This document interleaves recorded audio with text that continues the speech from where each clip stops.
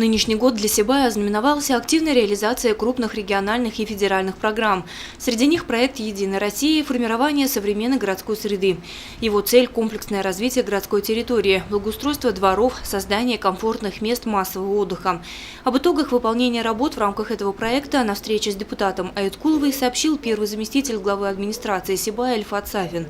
Город вошел в пятерку лучших по республике по исполнению программы. Напомним, что были отремонтированы 5 внутриквартальных территорий и 3 места массового отдыха населения.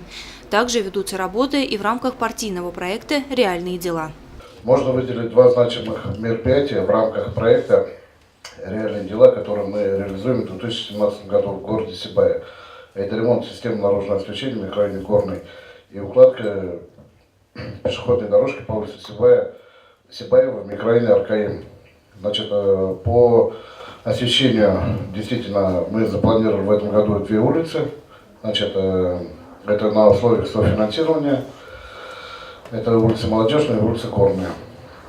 И то, что действительно пешеходной дорожки, значит, в микрорайоне Аркаиме у нас не было, это вот именно для детей, значит, родителей с маленькими детьми, значит, чтобы был свободный проход не по проезжей части, а по пешеходной дорожке до детского садика с школой.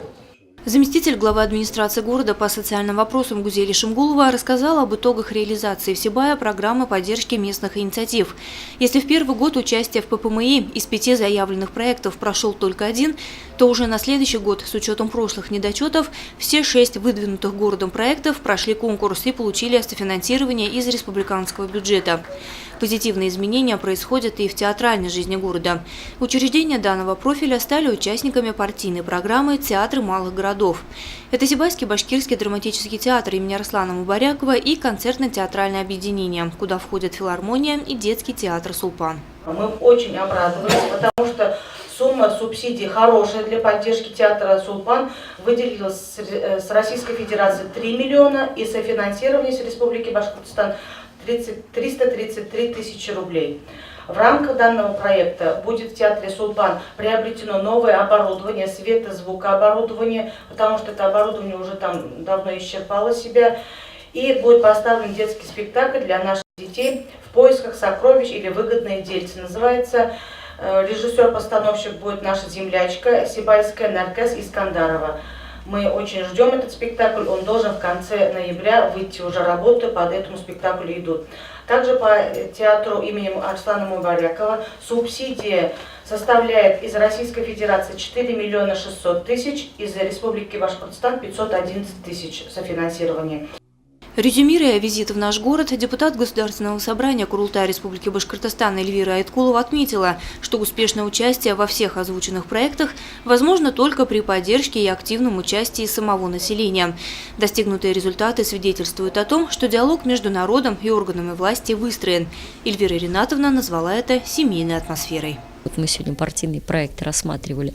Большинство сегодня ситуаций, когда это носит заявительный принцип. Если город спит, если молодежи, старшему поколению не надо денег федеральных, не надо участия в проектах, то и не будет этой истории, вот как сегодня мы видим в Сибае, растет, меняется, облагораживается. Да? Здесь необходимо, чтобы все горели этой историей, что мы хотим жить в этом городе и хотим, чтобы он был лучшим городом Земли. Когда мы формируем заявку на реальные дела, мы смотрим прежде всего, опять же, на инициативу со стороны горожан. Например, мы с администрацией района смотрим на количество обращений. Да? Вот, допустим, когда мы первый год делали пешеходную дорожку по Белово, да? То есть мы смотрели, сколько у нас было писем. Я приезжала, вот ко мне на прием граждан приходили, были письма обращены в администрацию. То есть мы видим там, где больше всего общественный запрос. И сами вот эти партийные проекты, они сегодня все подразумевают общественное обсуждение. Сегодня нет ни одного проекта, где администрация приходит и говорит, мы хотим здесь вот сделать ремонт.